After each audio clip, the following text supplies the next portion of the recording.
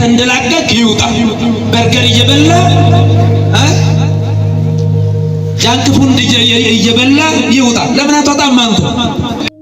አሁን እኮ ሊጥልል ይችላል እንጂ ሄዶ የሚሰዋል አባት አታገኝ።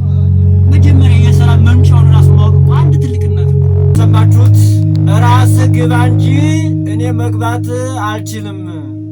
አሁን ጠበቅ አድርገን እንይዛለን። ቆቡን አውልቀው ይጥሉታል።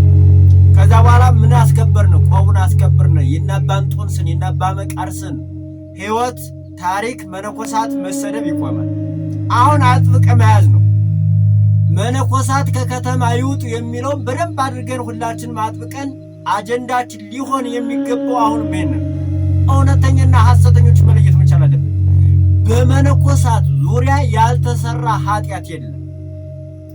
ጫት ይቅማሉ፣ ዝሙት ይሰራሉ፣ ቤተክርስቲያንን አሳልፈው እየሰጡ መተት ይሰራሉ። የማይሰሩት ስራ የለም። ስለዚህ ይህንን ነገር ጠበቅ አድርገን አሁንም መያዛችን አንፋታማ ነገራችን ላይ የከተማ መነኮሳት ቆቡን አውልቁት። እሺ አትቁ፣ አይመለከተንም ስላንተ መግባት አለመግባት፣ ግን ቆቡን ታወልቀዋለህ ነው ጥያቄ። አትግባ፣ ቆቡን ታወልቀዋለህ። ወደ ሳይሆን ተገደ ነው። ይሄን ተገደ ነው። በአባቶች ስም መነገድ በርገር ትላላችሁ። በርገርን የምናውቀው እኛ ከእናንተ አንደበት ነው። በርገር አንድ መምህር በርገር ምንድነው ቢባል የሚያውቀው ከእናንተ አንደበት ከሰማው ውጭ የሚያውቀው ነገር የለውም። በርገር ግን እየበላ የትኛውም በርገር ነው ሲያንድ ዲካውንት እየበላ ያለ ደሞዙ 3,000 ብር 2,000 ብር ቤተሰብ የሚያስተዳድርበት አጥቷል እንኳን አይደለም በርገር የሚበላበት።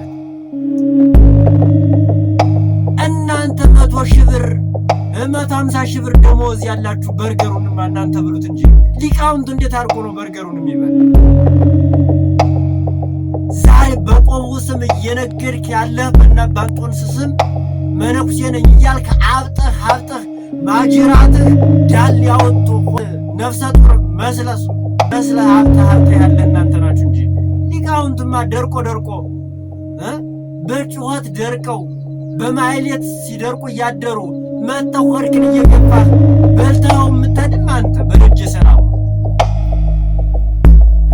ስለዚህ ወጣት ኢትዮጵያውያን ወጣቶች፣ እህቶች፣ ወንድሞች፣ እናቶች፣ አባቶች፣ ምዕመናን መነኮሳትን አስገድደን ወደ ገዳም መግባት አለባቸው። ያለዚያ ደግሞ ቆቡን ያውልቁት። እኛ መግባት አለመግባታቸው ደንታ የለንም፣ ግን ቆቡን ለብሰውት ለቆቡ ክብር መስጠት መቻል አለባቸው።